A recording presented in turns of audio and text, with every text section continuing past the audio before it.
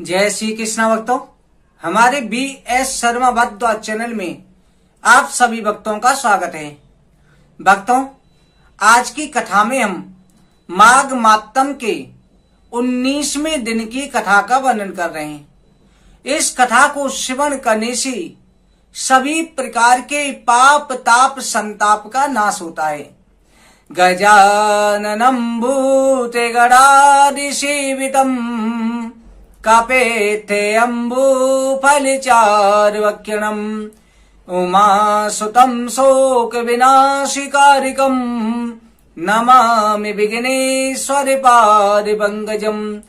गुरुर्ब्रह्मा गुरुर्विष्णुः गुरुर्देवो महेश्वरः गुरुर्साक्षात् परं ब्रह्म तस्मै श्री गुरुवे नमः।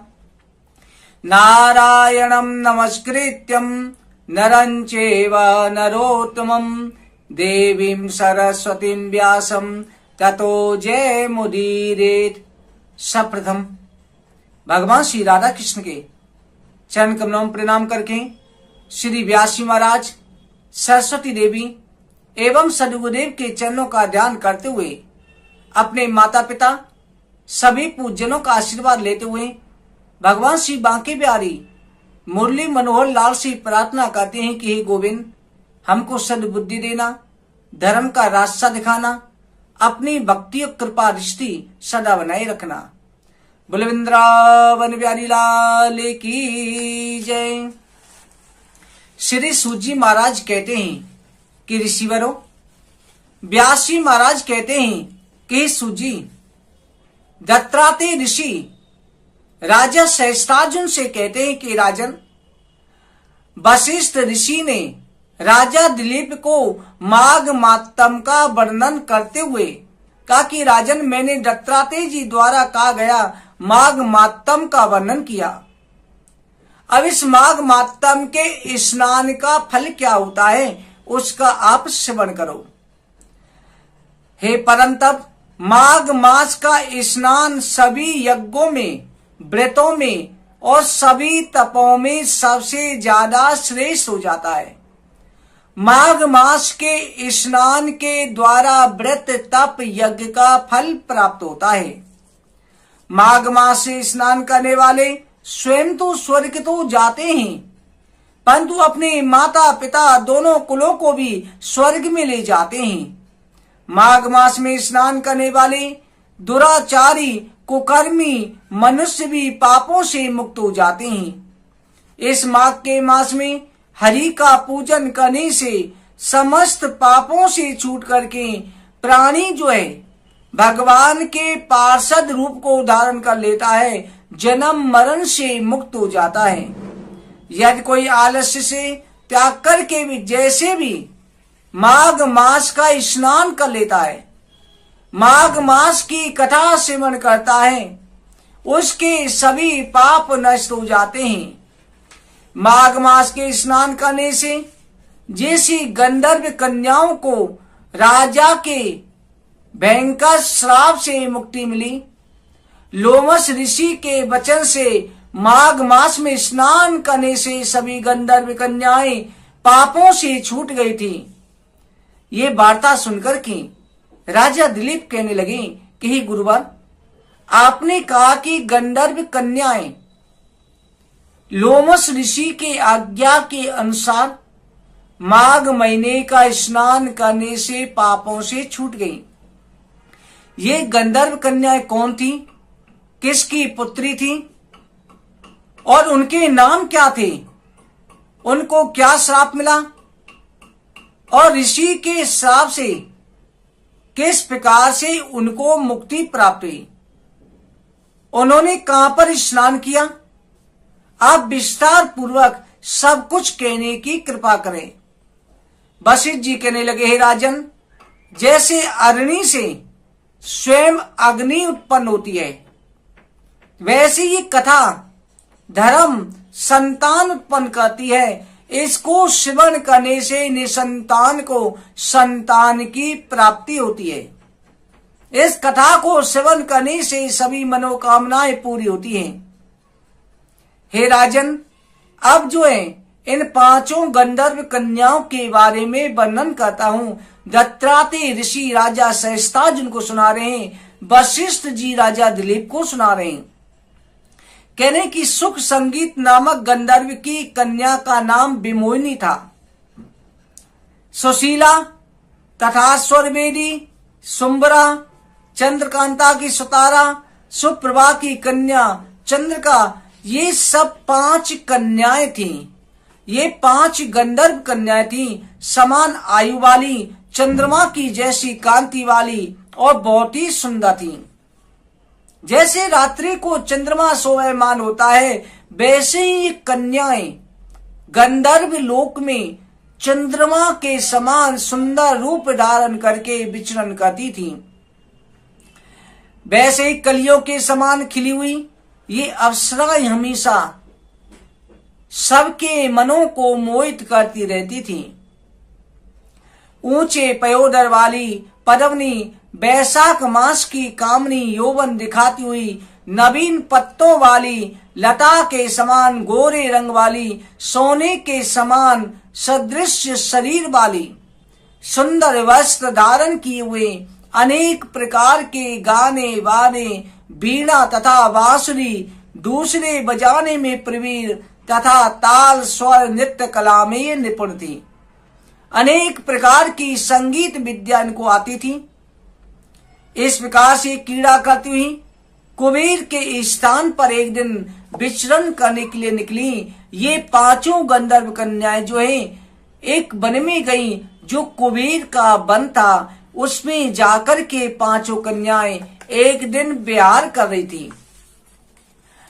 एक समय माघ के महीने में एक दूसरे से कभी उस वन में कभी उस वन में, माघ का महीना था, ये विचरण कर रही थी। मंदिर के पुष्प तोड़कर के सरोवर पर गौरी माता की पूजा करने के लिए गई। स्नान किया सरोवर में। उसके बाद उन्होंने माता पार्वती की पूजा करने के लिए कुबेर के वन के फूलों को तोड़ा। सरोवर पर गौरी पूजा करने लगी। स्वस्थ जल के सरोवर पर स्नान करके, वस्त्र धारण करके, मौन होकर के बालू की गौरी बनाकर के चंदन कुमकुम आदि से पूजा करने लगी। माता पार्वती की पूजा कर रही हैं। हाथों में उपचार सहित कमल के पुष्प लेकर के ताल नृत्य करने लगी। ऊंचे गंधार स्वर से सुंदर गीत भजन गाने लगी। ये 5 गंधर्व कन्याएं नाचने में लीन थी और माता पार्वती की गौरी की अनेक तरह से नृत्य गान करके, पुष्पों की माला चढ़ा करके, फूल चढ़ा करके पूजा कर रही थी। जब ये 5 गंधर्व कन्याएं माता गौरी के सामने उस वन में पूजा कर रही थी, उसी समय अच्छोद नामक उत्तम तीर्थ में वेदनिधि नाम के मुनि के पुत्र अग्निक ऋषि स्नान करने को आए। वहीं पर पास में एक आश्रम था, अच्छोद नामक तीर्थ। उसमें वेदनिधि नाम के ऋषि रहते थे। उनका पुत्र अग्निक जो है माघ के महीने का स्नान करने के लिए सरोवर के किनारे आया। मुनि के पुत्र अग्निक ऋषि स्नान कर को आए। युवा ऋषि सुंदर मुख, कमल समान विशाल छाती, सुंदर भुजाओं वाला, दूसरे कामदेव के समान सुंदर दिखाई देता था। शिखा उसने धारण कर रखी थी, मृग चर्म धारण किया था, जनेऊ पहने हुए था। उसको देख करके 5 गंधर्व कन्याएं मोहित हो गईं। उस ऋषि बालक पर 5 गंधर्व कन्याएं आसक्त हो गईं, उन्हें प्रेम हो गया। उसका रूप यौवन देख करके कामदेव से पीड़ित होकर के आपस में कहने लगी कि बहनों, इस ब्राह्मण के चित्त में कामदेव को उत्पन्न करना चाहिए।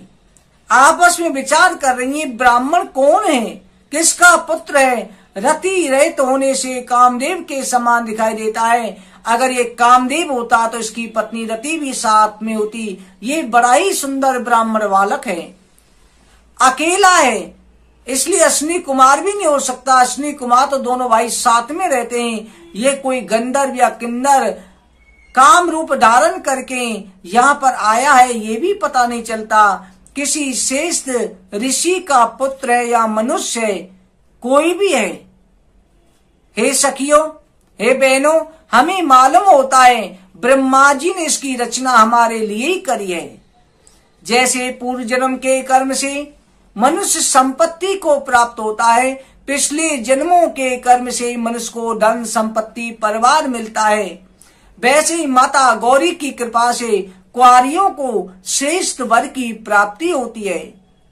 हे बहनों, ये श्रेष्ठ वर माता पार्वती ने हमारे लिए ही भेजा है। ऐसा सब कहने लगी। उस समय वो ऋषि मध्याह्न की क्रिया करके उनके वचन सुनकर के सोचने लगा कि ये तो बड़ी समस्या उत्पन्न हो गई। उन 5 गंधर्व कन्याओं ने उस ब्राह्मण बालक को घेर लिया और कह रही हैं कि इसकी रचना हमारे लिए की है, इससे शादी हम ही करेंगे। अब अग्निक ऋषि जो है वो बड़े परेशान हुआ कि हे विधाता, ब्रह्मा विष्णु महेश आदि बड़े बड़े देवता भी, बड़े बड़े योगीश्वर भी स्त्रियों के ब्रह्म जाल से मोहित हो गए हैं। आज इन स्त्रियों ने मुझे घेर लिया है। इनके तीक्ष्ण बाणों से किसका मन रूपी हिरण घायल नहीं हो सकता। ये देव कन्याएं अप्सराएं हैं, अप्सराओं की पुत्री हैं। ये कहीं मुझे मोहित ना कर दें। तब तक नीति बुद्धि रहती है, तब तक प्राणी पाप से डरता है। जब बुद्धि खराब हो जाती है तो पाप का भी भय नहीं रहता।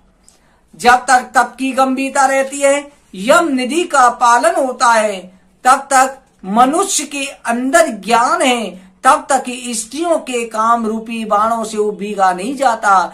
जब वो मोहित हो जाता है, प्रेम जाल में फंस जाता है, उसका सारा ज्ञान नष्ट हो जाता है। ये मुझे उन्मत्त कर रही हैं, मुझे मुग्ध कर रही हैं। किन गुणों से मैं धर्म की रक्षा करूं, कैसे इनसे बचूं? हे विधाता, मुझे गंधर्व कन्याओं से बचने का कोई रास्ता सुझाओ।